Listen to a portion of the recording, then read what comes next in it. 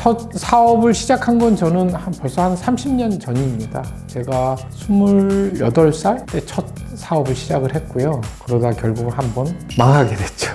예. 어떻게 보면 여태까지 이제 계속 굴곡이 심했던 인생을 살아온 것 같아요. 결국 또 포기하지 않고 나이가 50이 다 돼서도 또 한번 도전을 해야 되겠다. 그렇게 해서 제가 쿠션이라는 회사를 다시 시작하게 됐고요.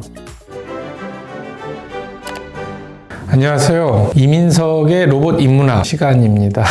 제가 이민석의 로봇 인문학을 시작한 지 벌써 이제 1년이 다 돼가는 것 같은데, 생각해보니까 아직 한 번도 제 자신에 대해서는 소개를 못했던 것 같아요.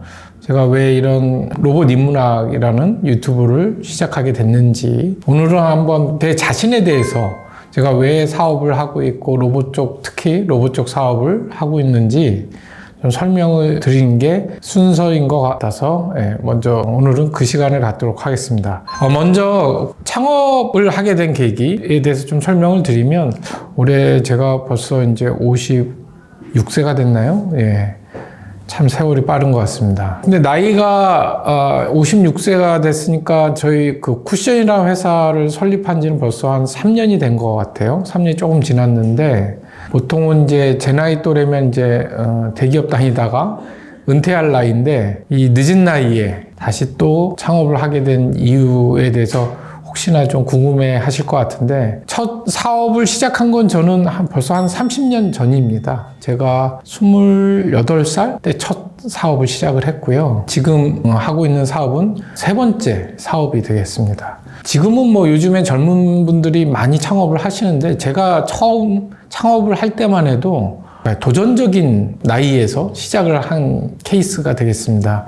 그래서 제가 첫 사업을 시작할 때를 보통 우리나라에서 이제 벤처 1세대라고들 많이 얘기를 하십니다. 지금 뭐 정치권에서 활동하고 계신 안철수 대표님, 최근에 작고하신 넥슨 김정주 회장님, 그런 아주 유명하신 분들부터 해서 알려지지 않았지만 많은 분들이 제가 첫 사업을 시작할 때 벤처를 시작했던 걸로 기억하고 있습니다. 그런 훌륭하게 지금 사업을 하고 계신 분들을 보면 상당히 저도 존경스럽고, 그리고 저가 아직 그렇게까지 못된 거에 대해서 가끔은 이제 자책을 하기도 하는데, 그럼에도 불구하고 이렇게 또 나이 50이 넘어서 새로운 또 사업을 시작하게 된 이유는 약간은 뭐 제 기질도 있는 것 같습니다. 저희 아버님도 지금도 사업을 하고 계신데, 어릴 때부터 저희 때는 이제 보릿고개 세대라 그래서 가정이 이제 부유한 사람하고 부유하지 못한 사람들하고 어떤 그 사회적인 차별이라 그럴까요? 이런 것들이 상당히 심했었고요. 돈이 없는 친구들은 매달 내야 되는 학교 그 육성회비라는 게 있었는데, 매달 5,000원씩 내는 육성회비마저도 잘 못 내던 그런 때에 제가 살았었거든요. 그래서 어릴 때부터 도대체 돈이 뭐길래, 사업이 뭐길래 힘든 것인가. 그래서 어릴 때 대학 가면서 특히 이제 그 생각을 더 강하게 했던 것 같아요. 대학 들어가서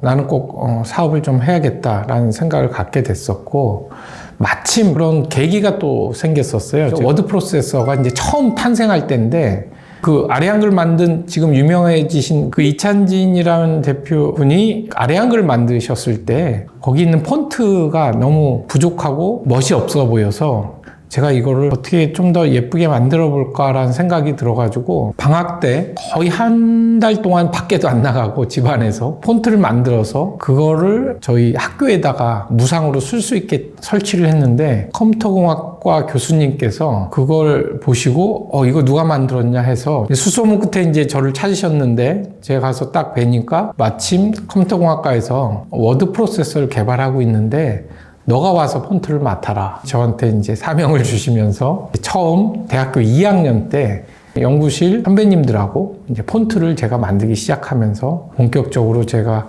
이쪽 분야로 뛰어들게 된 것 같고요. 그 당시에 그 폰트라는 시장이 이제 막 태동하던 시대인데, 이제 그러던 와중에 그 폰트를 기반으로 해서 성장하는 우리나라의 대표적인 또 벤처 1호 회사가 서울시스템이라는 회사가 있었는데, 그 회사에서 저를 또 찾게 됐죠. 그러면서 이제 첫 직장 생활을 했는데, 제가 입사한 후에 한 2년인가 3년째 됐을 때 IMF가 정부가 결국 터졌습니다. 국제통화기금 IMF에 구제 금융을 신청하기로 했습니다.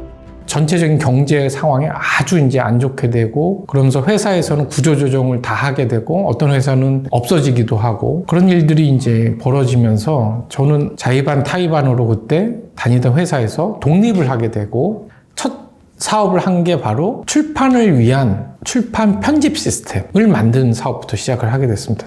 신문사를 위한 출판 솔루션을 만들었고요. 뭐 동아일보라든가 또는 뭐 조선일보 일부, 그리고 스포츠 투데이, 이런 굵직굵직한 신문사에 제가 개발한 시스템을 납품하고, 나중에는 이제 일본 쪽에도 사업을 펼치면서 돈도 좀 많이 벌었었습니다, 그 당시에. 근데 이제 너무 젊을 때 이제 사업을 하다 보니까 회사는 잘 됐는데 제가 경영을 좀 너무 방만하게 하고, 그러다 결국 한번 망하게 됐죠. 예. 어떻게 보면 그때 이제 모든 걸 포기할 수도 있었는데, 희한하게 이제 저는 꼭 하나 남들보다 좀 뛰어난 장점 중에 하나 뭐냐면 끈기가 좀 있습니다.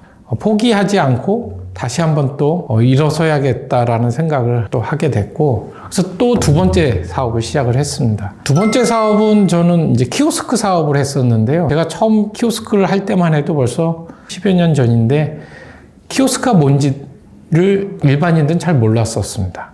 근데 그 당시에 뭐 저는 이쪽 시장이 곧 열릴 것 같다는 판단이 들어가지고, 이제 키오스크 중에서도 이제 포토 키오스크라는 제품을 만들어서 여기저기 이제 소개도 하고, 또 여기저기서 상도 받고, 그런 제품을 판매도 하고, 처음엔 잘 했었죠. 근데 중간에 막 또 메르스가 또 발생하면서 사람들이 터치하는 거를 이제 주저하게 되고, 그러면서 제품이 사용 빈도가 떨어지니까 결국은 이제 시장에서 이제 인기를 못 얻고, 그리고 또 한 번 또 사업을 정리하게 되는 그런 일을 또 겪었습니다. 어떻게 보면 여태까지 이제 계속 굴곡이 심했던 인생을 살아온 것 같아요. 그러다가 이제 결국 또 포기하지 않고 나이가 50이 다 돼서도 또 한 번 도전을 해야 되겠다. 그렇게 해서 제가 쿠션이란 회사를 다시 시작하게 됐고요. 근데 뭐 운이 좋게도 지금 이제 한 3년쯤 지났는데요. 지금 로봇이 또 AI가, 특히 이제 피지컬 AI가 시장에서 엄청난 투자와 그리고 반향을 일으키고 있습니다. 그런 거 보면 제가 지금 하고 있는 로봇 사업이 트렌드에 좀 잘 맞아떨어진 게 아닌가라는 생각을 하게 됐습니다. 저희 회사의 모토 중에 하나가 뭐냐면 Think Soft, Thank All 이라고 되어 있는데요. 뒤에 나오는 Thank All이라는 것은 모든 것에 감사하라라는 뜻입니다. 그래서 나중에 이제 회사를 좀 안정적이고 규모 있게 키워서 거기에서 나오는 어떤 이득이라든가 아니면 뭐 성과는 우리 같이 살아가는 우리 이웃들, 우리 동료들, 직원들 포함한 여러 사람들하고 나누고 사회에 기여할 수 있는 그런 회사로 만드는 게 저희 회사의 비전이 되겠습니다. 뭐 짧게 얘기한다 그러는데 벌써 시간이 많이 지났네요. 이 정도로 해서 일단 저 자신에 대한 얘기하고 저희 쿠션 회사에 대한 얘기를 마치도록 하겠습니다.